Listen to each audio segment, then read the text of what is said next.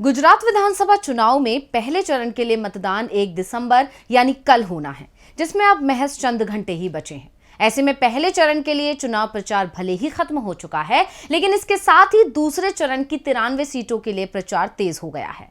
अब सभी दल इन 93 सीटों पर अपनी ताकत झोंक रहे हैं, जिसके लिए 5 दिसंबर को मतदान होना है। ऐसे में कांग्रेस भी अपनी पूरी जी जान लगा रही है और भारत जोड़ो यात्रा से भी कांग्रेस को मजबूती मिल रही है। तो कैसे विरोधियों की कोशिश को नाकाम कर रही कांग्रेस? कैसे गुजरात चुनाव पर पड़ रहा यात्रा का असर? यात्रा कैसे पहुंचा रही कांग्रेस को फायदा? राहुल कैसे साध रहे सरकार पर निशाना? राहुल का यह अंदाज कितना फायदेमंद साबित होगा? कांग्रेस के वार से तिलमिलाई बीजेपी। भारत जोड़ो यात्रा की सफलता ने ही इन सवालों को जन्म दिया है, जिन पर हम आज की अपनी स्पेशल रिपोर्ट में चर्चा करेंगे। नमस्कार, मैं हूं अंशिता श्रीवास्तव। तो दोस्तों, आज की स्पेशल रिपोर्ट में बात यात्रा से बढ़ रही विरोधियों की बेचैनी की। कांग्रेस अपनी भारत जोड़ो यात्रा के साथ लगातार आगे बढ़ रही है और कांग्रेस की ये यात्रा विरोधियों की आंखों की किरकिरी बनी हुई है, उनकी आंखों में खटक रही है। हालांकि विरोधियों की तरफ से इस यात्रा को फ्लॉप करने और रोकने की तमाम कोशिशें की जा रही हैं, लेकिन कांग्रेस अपने विरोधियों को मुंह तोड़ जवाब देते हुए आगे बढ़ रही है, जिससे विरोधी खेमे में खलबली मची हुई है और राहुल अपने हर संबोधन में विरोधी खेमे की बोलती भी बंद कर रहे हैं। भले ही राहुल गांधी इन दिनों गुजरात में नहीं है, लेकिन मध्य प्रदेश से ही उन्होंने गुजरात की सियासत में भी खलबली मचा दी है।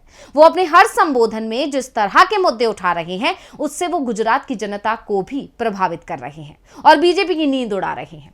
हालांकि आज यात्रा में आराम का दिन है, लेकिन इस आराम से एक दिन पहले राहुल गांधी ने अपने संबोधन से तहलका मचा दिया। ऐसा पहली बार नहीं हुआ है कि राहुल ने आम जनता की आवाज उठाई हो, लेकिन महाकाल के दर्शन के बाद राहुल ने एक अलग अंदाज में मोदी सरकार पर जमकर निशाना साधा।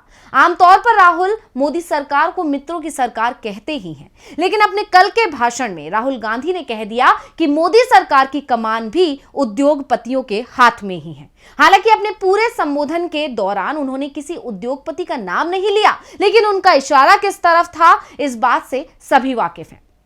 इतना ही नहीं, राहुल गांधी ने संबोधन के दौरान मजदूरों और किसानों का जिक्र करते हुए कहा कि ये यात्रा निकालकर मैंने कोई तपस्या नहीं की। माली, इलेक्ट्रीशियन, मजदूर, ये सभी वर्ग तपस्या करते हैं। कि कन्याकुमारी से यात्रा की, बहुत बड़ी तपस्या की। ये कोई बड़ी तपस्या नहीं है, इसमें कुछ नहीं है। मैं आपको बताता हूं हिंदुस्तान में तपस्या कौन करता है। सबसे पहले कोविड के समय में जो मजदूर बेंगलोर से, मुंबई से, पंजाब से देश के एक कोने से दूसरे कोने गए, वो तपस्या करते हैं। दूसरे नंबर पे जो इस देश को भोजन देते हैं, करोड़ों किसान और उनके परिवार 4 बजे सुबह उठ के हर रोज तपस्या करते हैं। बढ़ई, नाई, माली, इलेक्ट्रिशियन, छोटे दुकानदार, मजदूर, ये सब तपस्या करते हैं, रोज करते हैं, जिंदगी भर करते हैं। अपने संबोधन में राहुल गांधी ने एक बार फिर पीएम मोदी को मित्रों की सरकार भी बता दिया। उन्होंने कहा कि देश के 2 लोग पीएम मोदी की तपस्या करते हैं और उन्हें रेलवे, पोर्ट सब कुछ सौंप दिया जाता है। देश का सारा धन उन उद्योगपतियों को सौंप दिया जाता है। राहुल गांधी ने एक बार फिर किसानों की पीड़ा का जिक्र किया। अपने संबोधन में राहुल महंगाई का भी जिक्र करने से नहीं चूके। उन्होंने पेट्रोल की बढ़ती कीमतों को लेकर भी सरकार को आड़े हाथों लिया है। राहुल गांधी ने युवाओं के भविष्य पर भी चिंता जाहिर की। उन्होंने कहा कि इस सरकार में किसी को भी उसकी तपस्या का फल नहीं मिल रहा है। ये सरकार सिर्फ उद्योगपतियों की सरकार है। राहुल ने नोटबंदी और जीएसटी का जिक्र भी किया। उन्होंने कहा कि ये पॉलिसीज नहीं थी, ये आपके कैश फ्लो को खत्म करने के हथियार थे। नोटबंदी करके जीएसटी लगाकर सरकार ने रीढ़ की हड्डी तोड़ दी। 8 बजे नरेंद्र मोदी जी ने नोटबंदी की थी और फिर 4 घंटे बाद 12 बजते कहते हुए 12 बजे जीएसटी की थी, 8 बजे नोटबंदी, 12 बजे जीएसटी लागू की। और इनकी जो तपस्या है उस तपस्या से चोरी की। क्यों किया? ये पॉलिसीज नहीं थी। ये आप मत सोचिए। और जो हमारे छोटे दुकानदार हैं, स्मॉल और मीडियम बिजनेस चलाते हैं, आप ये मत सोचिए कि ये पॉलिसीज थी। ये आपके कैश फ्लो को खत्म करने के हथियार थे।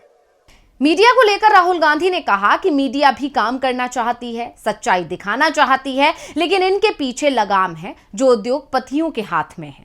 यानी राहुल ने मध्य प्रदेश में रहकर भी गुजरात की जनता को साधने की पूरी कोशिश की, उन तमाम मुद्दों का जिक्र किया जिनसे आम जनता त्रस्त है। राहुल गांधी भले ही गुजरात में नहीं है, लेकिन वो गुजरात चुनाव पर पूरा फोकस कर रहे हैं। वहां हो रही हर घटना पर बारीकी से नजर बनाए हुए हैं। इस बात का अंदाजा उनके इस ट्वीट से लगाया जा सकता है जो हाल ही में उन्होंने किया था। अपने ट्वीट में उन्होंने गुजरात मॉडल की जमकर धज्जियां उड़ाई। उन्होंने लिखा, ड्राई स्टेट गुजरात में कल फिर जहरीली शराब से लोगों की जान गई। एक तरफ दिखावे की शराबबंदी, दूसरी तरफ जहरीली शराब और ड्रग्स से लोग मर रहे हैं। रोजगार की जगह जहर दे रही है सरकार। यह है भाजपा का गुजरात मॉडल। गांधी सरदार की भूमि को नशे में लिप्त कर दिया है। यानी कांग्रेस सिर्फ भारत जोड़ो यात्रा में मशरूफ नहीं है, बल्कि गुजरात चुनाव में भी पूरी तरह सक्रिय नजर आ रही है। और कांग्रेस अध्यक्ष मल्लिकार्जुन खड़गे ने तो चुनाव प्रचार की कमान अपने हाथ में ले रखी है। वो पिछले कुछ दिनों से गुजरात में डेरा डाले हुए हैं। हालांकि बीजेपी को यह खटक रहा है और वो बार बार किसी ना किसी तरह खड़गे को अपने निशाने पर लेने की कोशिश कर रही है, लेकिन बीजेपी को हर बार कांग्रेस की तरफ से मुंह तोड़ जवाब मिल रहा है। क्योंकि गुजरात में कांग्रेस मुद्दों को उठा रही है, उन मुद्दों के साथ चुनाव लड़ रही है, लेकिन बीजेपी कांग्रेस की तरफ से उठाए जा रहे मुद्दों को दबाने में लगी हुई है, उन मुद्दों से जनता का ध्यान भटकाने में लगी हुई है। यही वजह है कि वो राज्य में इमोशनल कार्ड खेल रही है, पीएम को ढाल बना रही है, कांग्रेस को बदनाम कर रही है, पीएम का अपमान करने जैसे गंभीर आरोप लगाकर जनता को असल मुद्दों से भटका रही है। जिसका जीता जागता सबूत था कल दिन भर चला प्रकरण, जिसमें मल्लिकार्जुन खड़गे के एक बयान को अलग ढंग से पेश किया गया और उसे पीएम के अपमान से जोड़ दिया गया। अहमदाबाद के बेहरामपुरा में एक जनसभा में खड़गे ने गुजरात में पीएम मोदी के लगातार दौरे पर तंज कसा था। उन्होंने कहा, हम आपका चेहरा निगम चुनाव, एमएलए चुनाव या सांसद चुनाव हर जगह देखते हैं। क्या आपके पास रावण की तरह 100 सिर हैं? अब उनके इस बयान से बीजेपी बौखला गई है और बीजेपी नेता का पारा भी चढ़ गया है। खड़गे ने आगे कहा, मैं देख रहा हूं कि पीएम मोदी के नाम पर वोट मांगा जाता है, चाहे वो नगर पालिका चुनाव हो, निगम चुनाव हो या विधानसभा चुनाव हो। उम्मीदवार के नाम पर वोट मांगे। क्या मोदी नगर पालिका में आकर काम करेंगे? क्या वो आपकी जरूरत के समय आपकी मदद करने वाले हैं? अब खड़गे के इस बयान पर राजनीति के जानकारों का कहना है कि वैसे देखा जाए तो कांग्रेस अध्यक्ष मल्लिकार्जुन खड़गे ने बात तो 16 आने सच कही है।